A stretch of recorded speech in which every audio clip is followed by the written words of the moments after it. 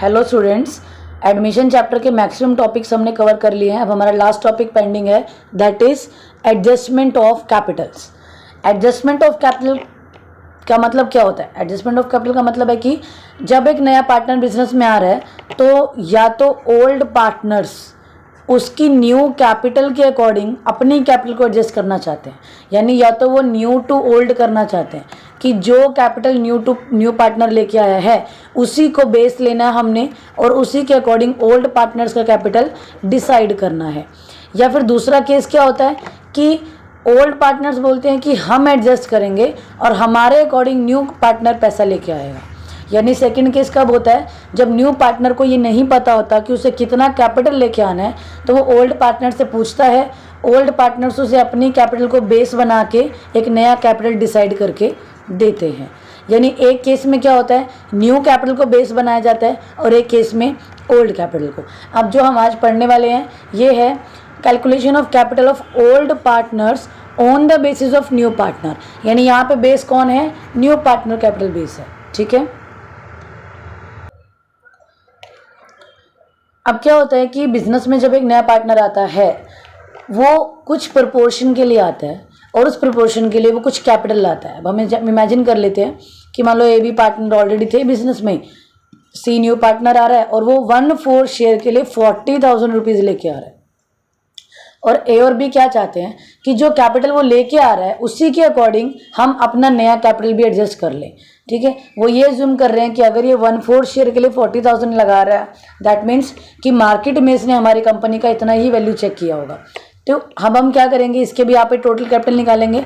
यानी सबसे पहला स्टेप हमारा होगा calculation of total capital of the firm on the basis of new partners capital.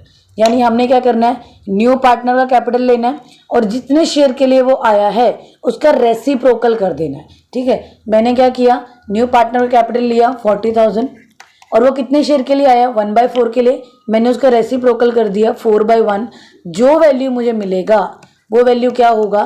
Total capital of the firm होगा। ठीक है।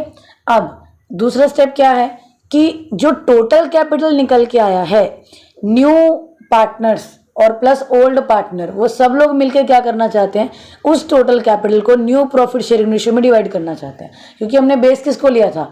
न्यू पार्टनर को बेस लिया था ना। तो क्योंकि न्यू पार्टनर को बेस लिया था तो न्यू पार्टनर का कैपिटल लिया और उसके अकॉर्डिंग न्यू कैपिटल निकाला। अब इसी को जो ओल्ड पार्टनर्स हैं प्लस न्यू पार्टनर है वो अपने न्यू रेशियो में डिवाइड कर लेंगे। हम एग्जांपल ले लेते हैं, से यहाँ पे 2:1 इनका न्यू रेशियो है। ये क्या है? New ratio. तो ये कितने में डिवाइड हो जाएगा? 80,000, 40,000 एंड 40,000। ये क्या हो गई? इनकी प्रोपोर्शनेट कैपिटल निकल गई है। यानी ये निकल गई न्यू पार्टनर्स की न्यू कैपिटल। ठीक है। अब लेकिन न्यू कैपिटल तो निकाल ली, पर बिजनेस में ऑलरेडी भी तो इनका पहले कुछ ना कुछ कैपिटल होगा ना। यानी कि ए और बी ऑलरेडी बिजनेस में थे, उनका कुछ ना कुछ कैपिटल पुराना भी होगा, कोई ना कोई उनका प्रेजेंट कैपिटल भी होगा बिजनेस में। तो सबसे पहले हम उनका ये चेक करेंगे कि एडजस्टेड प्रेजेंट कैपिटल कितना था उनका। यानी general reserve, revaluation, goodwill, drawing, वो सब कुछ करने के बाद उनका कैपिटल कितना था। हम एज्यूम कर लेते हैं कि उनका ओल्ड पार्टनरशिप में सपोज 60,000 कैपिटल था। यानी उनका प्रेजेंट कैपिटल कितना हो गया? 60 और प्रोपोर्शनेट यानी न्यू कैपिटल 80 एंड 40। अब पहले 60 था ए का, अभी 80 हो गया है, ज़्यादा हो गया है। पहले बी का 60 था, अभी 40 हो गया, कम हो गया है। तो हमें यहाँ करना क्या पड़ता है? एडजस्टमेंट। एडजस्टमेंट मतलब हम कंपेयर करते हैं प्रोपोर्शनेट कैपिटल को विद प्रेजेंट कैपिटल। ठीक है। अब हम यहाँ देख लेते हैं, सपोज ए है, ए का प्रेजेंट कैपिटल कितना था? ए का प्रेजेंट कैपिटल था 60,000 और उसका प्रोपोर्शनेट कैपिटल कितना निकल के आया? 80,000। यानी उसका न्यू कैपिटल क्या है? ज़्यादा है। न्यू कैपिटल ज़्यादा है। यहाँ पे आप प्रोपोर्शनेट कैपिटल को लगा के चलो, न्यू कैपिटल। ठीक है। न्यू कैपिटल ज़्यादा है। न्यू कैपिटल ज़्यादा यानी कंपनी में उसका बैलेंस क्या बन रहा है? डेफिसिट। और जब डेफिसिट बैलेंस होगा तो उसे क्या करना पड़ेगा? बिजनेस में पैसा लेके आना पड़ेगा।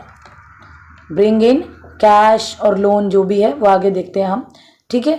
अभी हम एज्यूम कर लेते हैं कि वो कैश में लेके आएगा, तो जितना भी उसका बैलेंस कम है वो ब्रिंग इन कैश करेगा। यानी उसका न्यू कैपिटल 80 है ओल्ड 60 था तो अभी वो 20,000 रुपीज़ और लेके आएगा ताकि उसका जो एग्जिस्टिंग कैपिटल है न्यू कैपिटल के साथ में एडजस्ट हो जाए, यानी क्लियर हो जाए।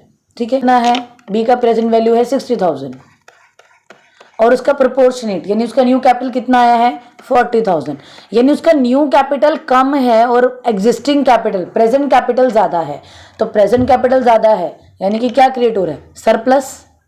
अब इस टाइम पे हमें क्या करना पड़ेगा, हमें उसे 20,000 रुपीज़ पे करने हैं ताकि उसका जो बैलेंस है वो उसकी न्यू कैपिटल के अकॉर्डिंग एडजस्ट हो सके। क्लियर है, ये आपका न्यू टू ओल्ड का प्रोसेस है।